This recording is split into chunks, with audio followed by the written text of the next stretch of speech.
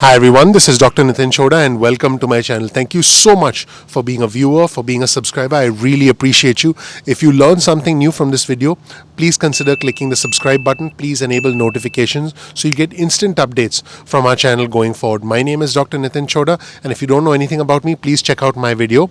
I have the fortune, the honor, the privilege of living the American dream. For me, it's not about the red or the blue, it's about the red, white and blue. I'm not Democrat, I'm not Republican, I'm American. In this video, I'm going to talk to you about a trend that is rather disturbing, and this was actually reported in the Wall Street Journal. And the trend is states have overpaid unemployment benefits and now states want the money back. I'm telling you, this is some astonishing news. Workers across the country, specifically in states like Colorado, Pennsylvania and elsewhere, are facing repayment demands of thousands of dollars in unemployment benefits even after many had already spent their benefits. What is happening is that states are being completely overwhelmed with fraud. States are being completely overwhelmed with incidents where there are unscrupulous individuals trying to take advantage of the system. The state software systems are overloaded. All the staff in states are completely overloaded. As a result, these states are paying out unemployment benefits and then finding out after the fact that they overpaid unemployment benefits. And in that case, states are coming back and asking individuals to pay back unemployment benefits. But by that time, individuals have already spent the money. I mean, our viewers and subscribers need quick cash now. And when you get unemployment benefits, you use it to pay rent, you use it to buy food, you use it to keep the lights on. And states have indeed accidentally overpaid thousands of individuals over the spring and summer in a rush to get money to individuals as quickly as possible. But the problem is, again, states have made mistakes. Now, the issue here is, if a state makes a mistake and then they overpay someone, should they be allowed to claw the money back?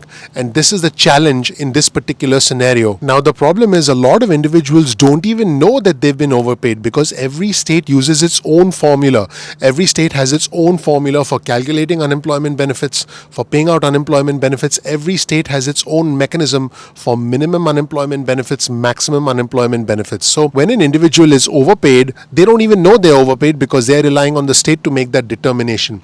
Why is all of this happening? Why are states actually starting to claw back payments? According to the Wall Street Journal, this is because of some fine print in the CARES Act, which no one really discovered and no one has really pointed out until now. And here's what's going on. Basically, the repayment obligations hinge on a fine print detail in the CARES Act that was passed back in March, which authorized several new programs. Now, the PUA program, which is the Pandemic Unemployment Assistance Program, by the way, half of the individuals who are on unemployment are now on the PUA program, which is scheduled to expire on December 31st. So the PUA program is the one where this fine print really impacts individuals. So here's what's going on.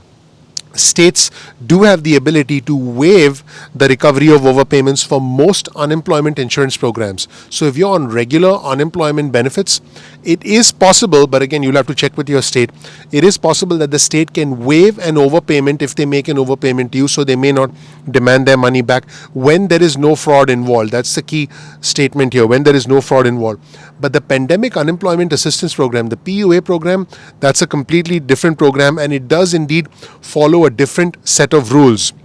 It is administered as a form of disaster relief, and it was modeled on the DUA program, which is a Disaster Unemployment Assistance Program. The PUA program was modeled on the DUA program, which had strict requirements, but in the PUA program, they made the requirements easier. They made it easier for people to qualify. But now, if there's overpayment in the PUA program, that's completely different. So basically, the statute that guides the administration of the PUA, the Pandemic Unemployment Assistance Program, is such that it blocks states from forgiving the debts associated with overpayments of the Pandemic Unemployment Assistance Program. So once again, the statute of the Pandemic Unemployment Assistance Program, the PUA program, is written in such a way that it blocks states, or it prevents states from forgiving the debts associated with the overpayments associated with the Pandemic Unemployment Assistance Program. What this means in simple language is this. If you're on the Pandemic Unemployment Assistance Program and if you've been overpaid through no fault of your own, even though there was no fraud, the state can claw the money back. That is what the Wall Street Journal is reporting. I mean, it's unfortunate because it's not your fault that you were overpaid, but states can indeed claw the money back. Now, there's a lot of complexity that people are not aware of as far as the PUA program is concerned, because this is a new program that was instituted as a direct result of the CARES Act. But the PUA program gave new types of workers. We're talking gig workers, self-employed workers, part-time workers, access to unemployment checks. However, state unemployment systems were designed to calculate benefits based on traditional jobs, based on traditional employer records, based on traditional W-2s, and therefore, in this situation, they had to start verifying income without pay stubs with the PUA program. So re-engineering the system to account for a far more complicated PUA program was bound to create some problems, and that is why individuals on the PUA program have gotten overpayments. And that is the reason, A, people got overpayments, and B, because the statute does not allow states to forgive those debts, states are clawing the money back. That is the problem, unfortunately, associated with the PUA program. In fact, a lot of mistakes were indeed made, and it puts a lot of risk for individuals down the road who are indeed dependent on getting these unemployment benefits. You see, when you get the money, you don't care whether it's coming through state unemployment benefits or the pandemic unemployment assistance. You just want the money because, you need the money to pay bills. It doesn't matter whether the state administers it a certain way or not to you, but it does matter to the state, and so therefore the states can essentially claw back the money. Now, the other problem is that the fact that you need to know the latest version of the HEROES Act, the updated version of the HEROES Act that was introduced by the Democrats, would allow states to waive PUA payments. I just want our viewers and subscribers to know that the updated version of the HEROES Act would have allowed states to waive the PUA payments in cases where the worker could not repay them without severe hardship. That is the interesting thing. So there was a provision to help individuals who get benefits through the PUA program to not have to pay back overpayments if they had severe hardship. This provision would have applied to past and future payments, but the updated version of the HEROES Act didn't go forward in the Senate because the Senate, which is Republican controlled, essentially dismissed the updated version of the HEROES Act. The Labor Department of the United States measures states' performances in administering unemployment benefits.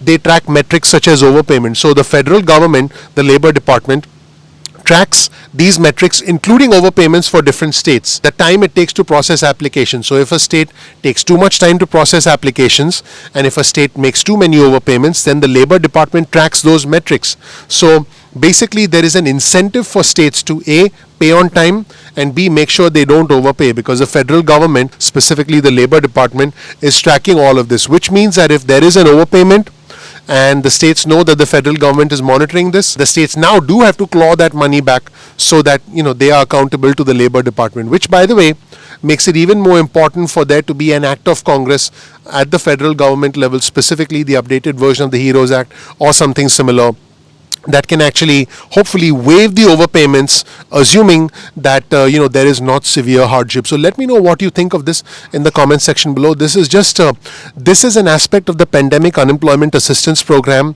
that most individuals don't know about. You haven't heard about this on liberal news, on conservative news. You haven't heard about this on other channels. Remember, you heard about this on Ignition Time. We work very hard to bring you this information. Please click like, please subscribe, please enable notifications if you learn something new from this video. Thank you for watching, everybody. My name is Dr. Nitin Chhoda with Ignition Time. I really appreciate you taking the time to watch my video. If you don't know anything about me, please check out my video. I have the fortune, the honor, the privilege of living the American dream. I want to help you live your American dream. You'll learn more about who I am, what my journey has been like, and why you should listen to me. Now, keep in mind, we release videos at 2 p.m. East Coast time most days of the week. That's 2 p.m. East Coast time most days of the week. You can get your cell phone out, send a text message with the word ignition or with the word time to 70,000. That's 70000. This way you'll get added to SMS alerts list moving forward. You can also get on our email list. Go to ignitiontime.com/alerts. That's ignitiontime.com/alerts to get added to our email list. Going forward, you can opt out of the SMS list or the email list at any point in time that you want. No problem about that. Now keep in mind, sometimes YouTube does not send out email notifications or notifications through the YouTube application. So what you can do is simply bookmark youtube.com/ignition time. That's youtube.com/ignition time. This way you can visit our homepage and check out our videos at your own convenience. You're not dependent on YouTube notifications. You can also follow us on Instagram for exclusive content on Instagram. Ignition_time is our Instagram handle. You can also follow us on Twitter Our Twitter handle is also ignition_time, and you can get real-time breaking news alerts from us on Twitter much faster often than when we release these videos. So that's it. Thank you so much, everybody. I'm looking forward to seeing you in the next episode of Ignition Time. Once again, please remember that we release videos at 2 p.m. East Coast time most days of the week, and more often if we have breaking news and alerts. Thank you so much. I'll see you in the next episode of Ignition Time. Take care. Bye.